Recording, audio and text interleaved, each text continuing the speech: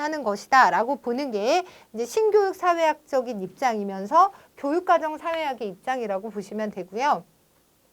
첫 번째 신교육 사회학의 등장을 보시면 마이클 영은 지식의 계층화와 사회적 계층화 사이의 관계를 규명하는데 초점을 맞춰서 지식이 어떤 기준에 의해서 계층화되고, 이게 무슨 얘기냐면, 왜 우리가 그 앞에 시험의 그 교육적 기능, 사회적 기능에서도 다뤘던 내용인데, 시험에 나오는 지식과 시험에 나오지 않는 지식으로 계층화가 되는 거잖아요. 그러면 어떤 것이 중요한 지식으로 이제 올라가고 그렇지 않은 지식이 되는 건지, 이게 어떤 기준에 의해서 선별되느냐 하는 거죠. 그리고 각기 다른 지식에 부여되는 사회적 평가와 그 지식들을 소유하게 됨으로써 얻게 되는 사회적 보상이 결정되는 그 배경을 탐구해야 한다고 주장을 했던 분이고요. 그리고 이게 이제 영국에서 일어난 신교육 사회학적인 움직임이라면, 이걸 받아서 이제 비슷한 시기에 미국의 일부 교육과정 학자들이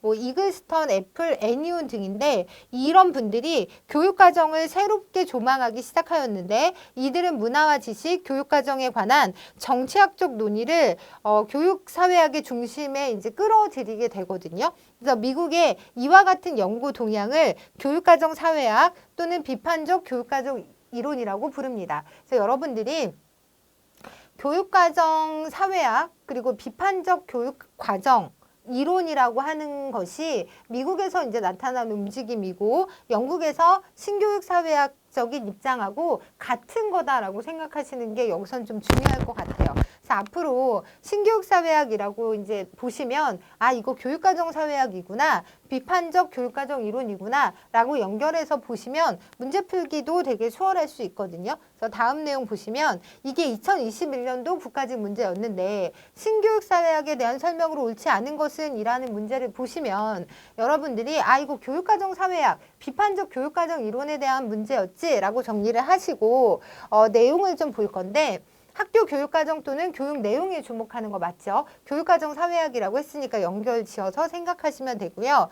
불평등의 문제를 학교에서 이루어지고 있는 교육과정에 포커스를 두고 찾는 거죠. 그래서 2번도 맞는 내용이고, 학교에서 가르치는 지식의 사회적 성격을 탐구한다. 얘도 맞아서 답은 4번이었는데, 구조기능주의에 기반해서 교육의 사회적 기능을 탐구하는 거 아니라고 말씀드렸고, 얘는 갈등론적 관점에서 교육의 기능을 보고 있다라고 생각하시면 될 것 같아요. 네, 그래서 답이 4번이었던 문제였습니다. 그래서 이어서 계속 교육과정 그 사회학에 대한 얘기를 좀 드리자면, 우리 교재를 보면 302페이지인데 우리가 이제 교육과정 사회학의 이론, 학자들은 좀 기억을 하셔야 되고요. 영국에 마이클 영이 있었으면 미국에서는 뭐 애니온이나 라이머나 뭐 이런 사람들이 있구나라고 생각을 하시면 되는데, 어쨌든 이 사람들은 큰 틀에서 보면은 갈등론적 관점의 교육학자들이다라고 정리를 하시는 게 좀 중요할 것 같고요. 애니온은 미국의 중등학교에서 사용되고 있는 역사 교과서 분석을 통해서 교육 내용의 선정이 편파적으로 이루어지고 있음을 보여주었고요. 라이머는 학교는 죽었다에서 학교가 참된 교육을 하지 못하고 있기 때문에 죽은 것이라고 다름없다고 단정을 했는데, 이 학교는 죽었다라는 어떤 그 책을 쓴 거잖아요. 그래서 그 책 안에 이렇게 단정을 하고, 일리치는 이를 받아들여서 탈학교 사회라는 책을 쓰는데, 그 안에서 학교 위주의 사회를 벗어나야 참된 교육을 되찾을 수 있다고 주장을 했습니다. 그리고 비판적인 교육학자들은 이런 상황에서 다양한 대안을 제시하는데, 프레이리 같은 경우는 현재의 은행 저금식 교육과 대비되는 것으로 교사와 학생이 세계를 향해 질문을 제기하는 문제 제기